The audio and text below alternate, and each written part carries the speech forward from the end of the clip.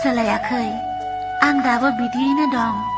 नाथाय खायसे सुबुंनि आखु आरो रावावसो बैसोरनि नोजोराव आं सोलायनांदों।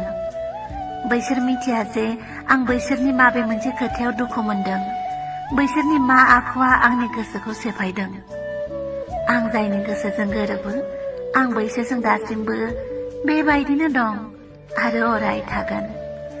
आरो जायनि आखु एबा रावफोरा आंखौ दुखु होदों, बैसोर आंखौ सोलायनायखौनो नुगोन। मानोना बैसोरनि लुबैनाय बायदि जानानै थानो आं एसेबां लोरबांबो नङा। बैसोरनि खायसि रावखौ खोनासंबाय थानो आंना थैजोबो गैया। बेनिखायनो दानिया आंनि नोजोराव जाय जेरै आं बेरै। आं सोलायाखै।